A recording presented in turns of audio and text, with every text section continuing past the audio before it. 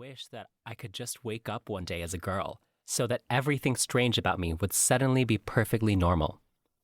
Despite my best efforts, my parents saw right through me, and when I was 14 years old, they sat me down and asked me to come out of the closet. Honey, the jig was up for this bakla.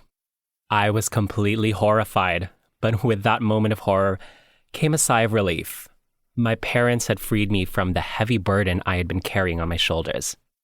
Our conversation went on for hours, and they asked questions like, "How long have you known?" and "Why didn't you tell us sooner?" The truth was that, as a child, I felt like my parents were suppressing my true bakla self, and it hurt.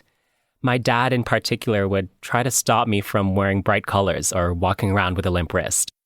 They wanted to protect me from bullies, but I was stronger than they gave me credit for. All I ever wanted was their support. So once they knew the truth, I didn't really care about what anyone else thought of me. I started watching makeup tutorials online and teaching myself how to apply foundation and eyeshadow. I Googled questions like, "Is it okay for boys to wear makeup?" and discovered other boys like me on YouTube who wanted to play with cosmetics.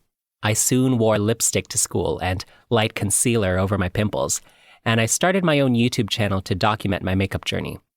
I had no clue what I was doing, but I knew I loved the feeling of putting on cosmetics. Recording my efforts on camera for the amusement of others was a good excuse to practice. Soon, tinted moisturizer and powder evolved into neon pink art pop inspired eyeshadow. Makeup was my creative outlet for self-expression. The superhero costume that gave me the confidence to walk with my chin up.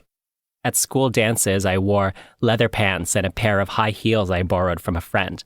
I even glued rhinestones to my face when glitter and false lashes weren't providing enough drama for me.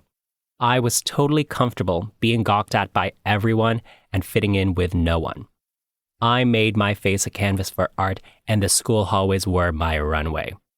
I did an entire lip sync performance to Lady Gaga's Applause at my Catholic high school's Christmas concert. My parents' reaction was along the lines of, "We get that you're gay, but do you have to be that gay?"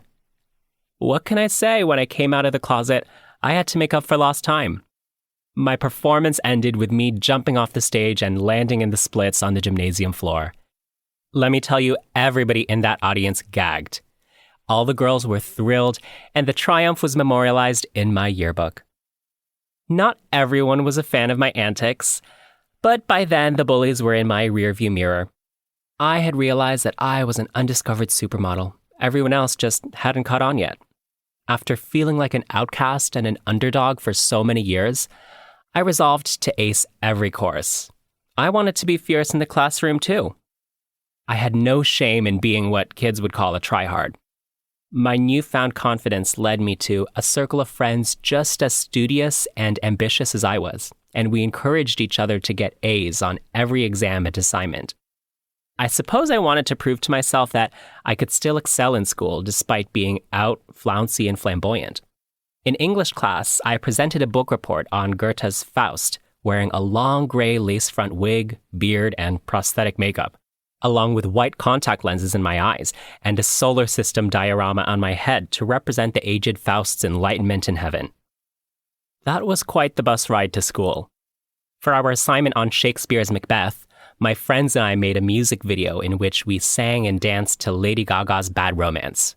I know what you're thinking, but no, I didn't play Lady Macbeth. Sadly, my friend won that role, while I played Macbeth himself. However, I did talk my way into being filmed taking a milk bath while my co-star dropped in red food coloring, symbolizing Macbeth's descent into violence. My teacher, Mrs. Cowan, was living for it. But my favorite class by far was math. While it was much less theatrical, I found the quiet solitude of algorithmically solving equations quite satisfying. I liked how I could ace the tests and assignments by simply getting all the questions right, unlike in English class where my teacher could deduct marks for what I felt were subjective opinions. I wasn't sure what all those equations and theorems were for, and I didn't know how my dad used them in his job, but I knew I was good at it, and that made him happy. My teachers pulled me aside and told me about math competitions I could enter to challenge myself further, and it was these contests that really kindled my love affair with